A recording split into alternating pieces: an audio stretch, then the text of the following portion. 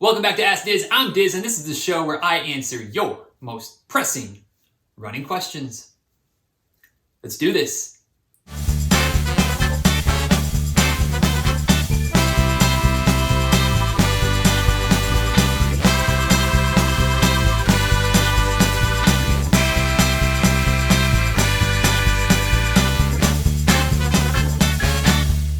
Today's question comes from Jim, and Jim asks, how much should they charge for a race? I see some races charge over $300 for a marathon, where other races are under $50. What is reasonable?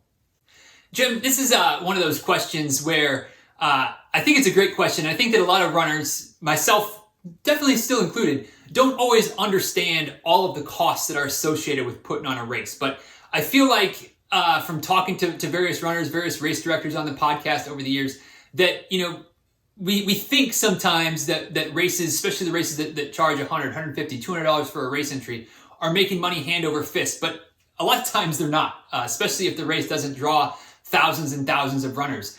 There's a lot of costs that are associated with putting on a race. So, to get to your question, what is reasonable when it comes to race entry fee and how much it costs to run a race? It really depends on what you want from a race, So when you start looking at all the costs and how much goes into getting the food and the snacks and the fuel for runners during and after the race, how much it costs to hire police officers to shut down roads. If you're going to shut down roads, how much does it cost to pull the permits and work with the city, the county to close down roads to traffic that day? Because that isn't free.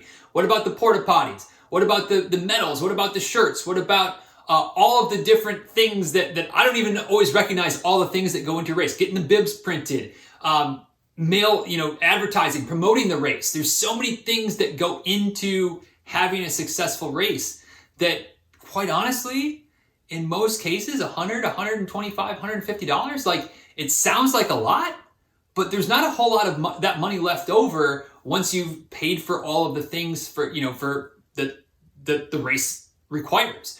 So if you want a cheap race, which I'm kind of a fan of a cheap race, you need to be looking for small races with very few amenities. You need to be looking for races that if it's a road race, the road is still going to be open. There's still going to be cars blowing by. You may still have to, get to an intersection. You may have to stop and wait for traffic to clear before you can make the turn onto the road and continue on with your race.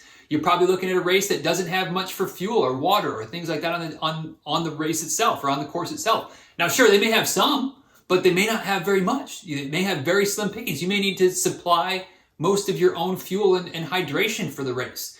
If you want a race that's got all the bells and whistles, you better be willing to open your wallet. So when it comes to what is a reasonable cost for a race, I don't know that there is a reasonable cost, because there's certainly some people that they want all the things. They want the fancy medal. They want the epic swag.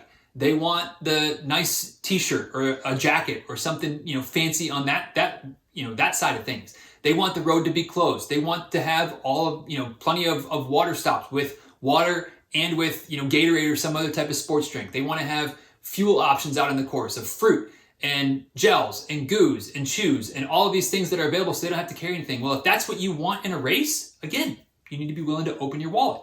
And that's why, not across the board, but that's why in general, trail races tend to be less expensive than road races, because when it comes to a trail race, there's usually not as many amenities. There's also not the need to have police officers closing roads. There's not the need to pay, other than maybe a fee to the park or the trailhead that's setting up the race. There's not a whole lot of external fees that have to be paid for. There's one or two aid stations and that's it. And those aid stations are usually well stocked, but you don't need to have 20 aid stations or 20 water stations throughout the course of a 26.2 mile course. So, what is reasonable? I mean, I guess the market decides what's reasonable, right? You can certainly, like you said, you can still find races for $30, $40, $50. They're pretty bare bones, but hey, if that's reasonable to you, if that's the kind of race that you enjoy, more power to you. If you want the fancy big city experience, well, sorry, but you're not going to get that for $30 or $40 or $50. That's going to be $250 to $300. But again, that is what it is. And those races, they tend to sell out to the point where they have a lottery. So clearly there's demand for those big city, big ticket, big price tag races. So what's realistic? Not for me to decide, but the next time you see a race fee and you kind of balk at like, gosh, why would I spend this much money for race?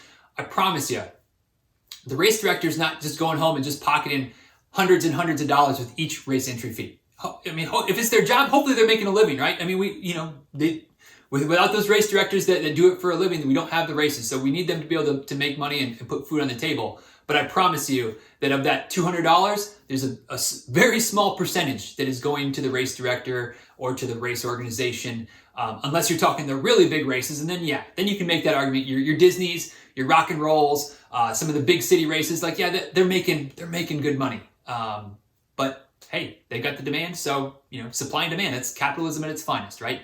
But anyway, Jim, thank you for the question. I hope that answer kind of helps. Again, there's a lot to dig into. I know Runner's World did an article on it a while ago, several whiles ago, because I can't stand reading Runner's World anymore. But back when I read Runner's World, there was an article about how does your race entry fee get broken up, and it's so many different components of so many different things that have to go into putting on a race, whether it's big city, whether it's small town, lots of costs associated with it, and that's why races cost what they do. So I don't know what to say other than your call how you want to spend your money.